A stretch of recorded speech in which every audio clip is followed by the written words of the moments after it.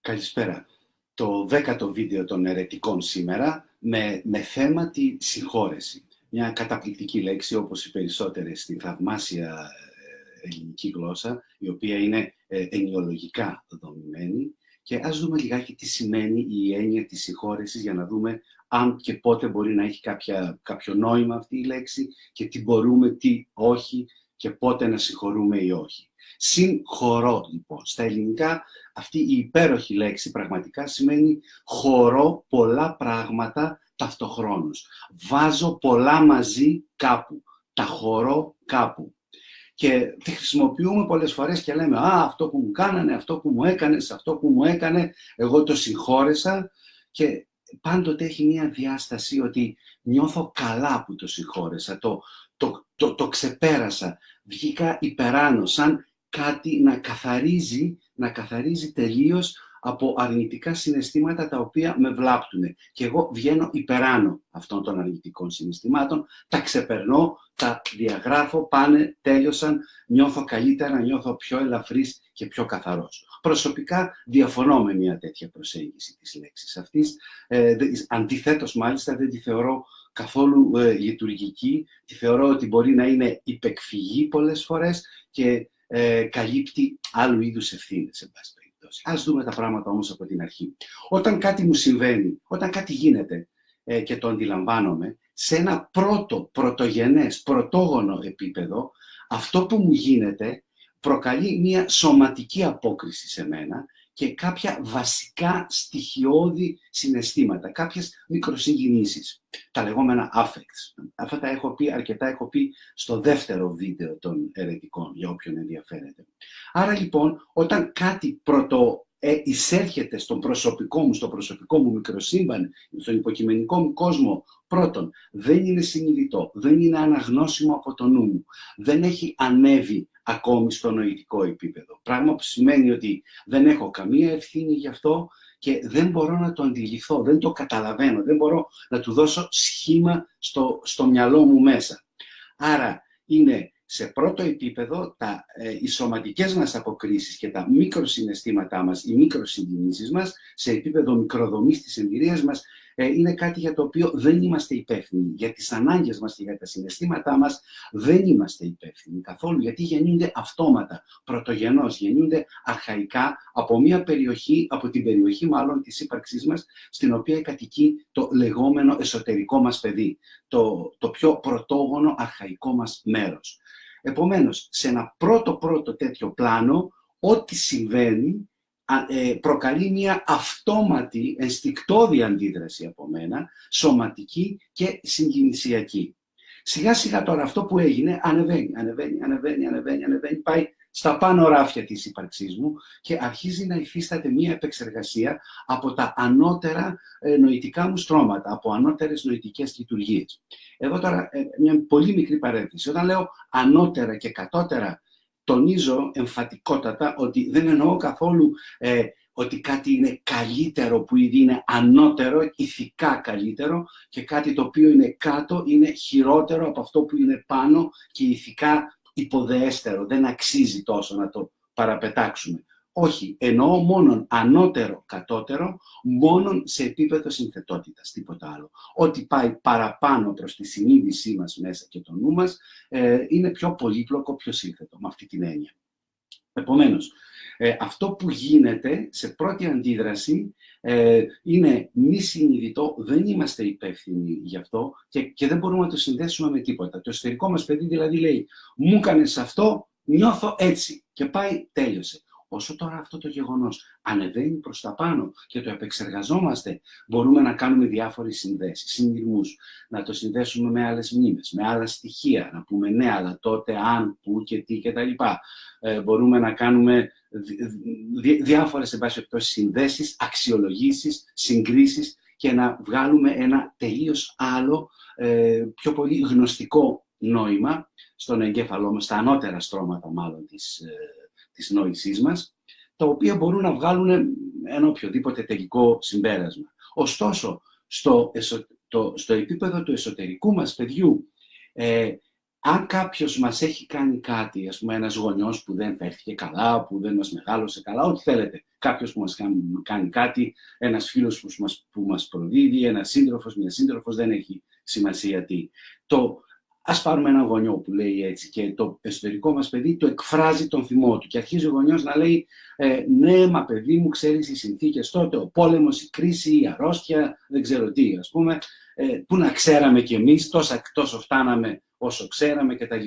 Το εσωτερικό μας παιδί, το έχω πει σε άλλο βίντεο των ερετικών, θα απαντήσει απλά ουδόλως με ενδιαφέρουν όλα αυτά. Ας πρόσεχες, ας μην μ' έκανες. Διότι το εσωτερικό παιδί, για το εσωτερικό μας παιδί όλα αυτά είναι κινέζικα τα παραπάνω. Είναι άλλη γλώσσα, τελείως. Αυτό ξέρει. Μου έκανες αυτό, νιώθω αυτό. Τέλος, ως εκεί είναι.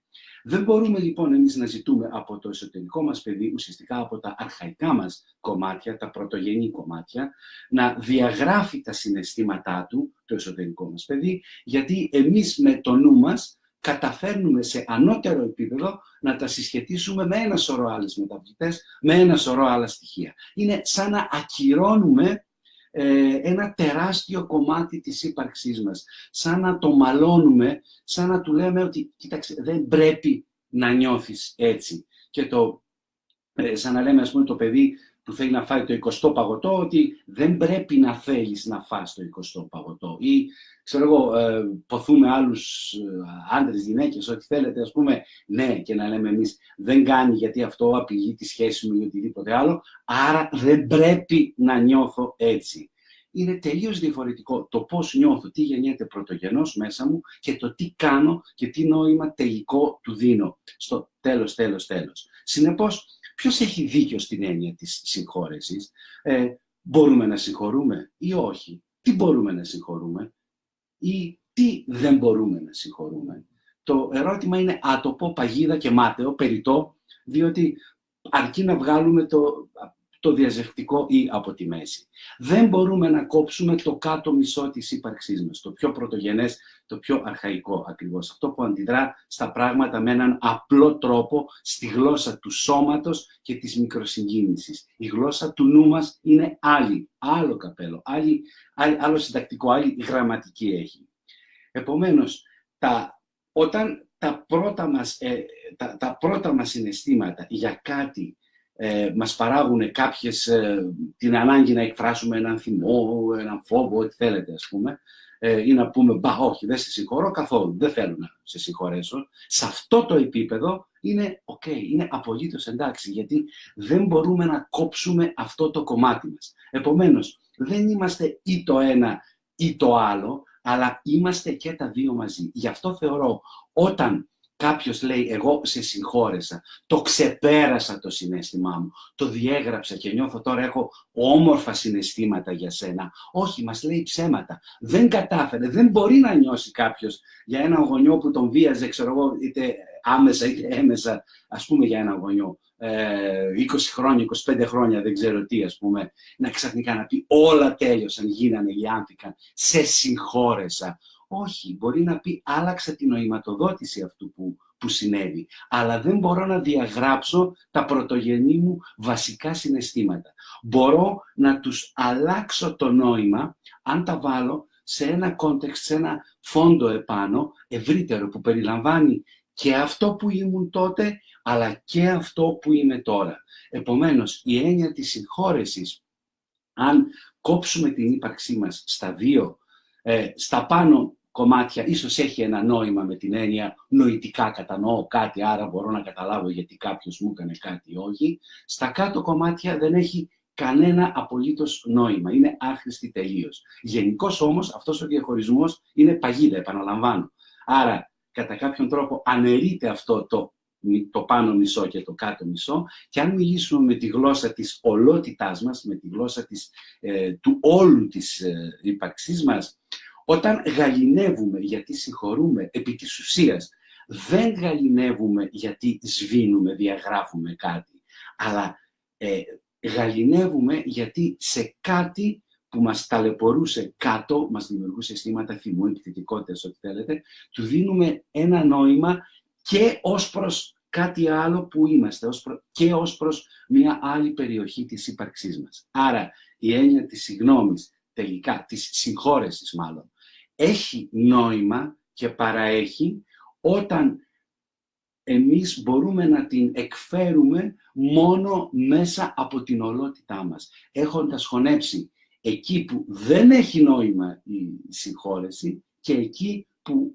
συγκινησιακό νόημα, και εκεί που έχει γνωστικό νόημα. Αυτά αν τα βάλουμε πακέτο μαζί, τα ενώσουμε και βγάλουμε την ύπαρξή μας ολόκληρη, εκεί έχει νόημα στο τέλος να πούμε κάτι, να συγχωρώ κτλ. Αλλά όχι με την έννοια του ξεπερνώ, διαγράφω. Ξαφνικά βγήκα τζάμι, βγήκα πεντακάθαρος, άσπρο γάλα από ό,τι μου έγινε. Όχι, ποτέ, γιατί έτσι είναι σαν να αδικούμε το αρχικό μας τραύμα από το που συνέβη όταν μας κάνανε, εν πάση περιπτώσει, ό,τι μας κάνανε.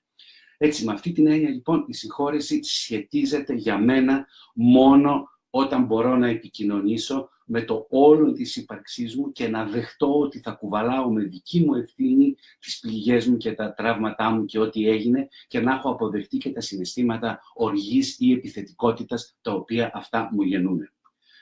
Αυτά για σήμερα.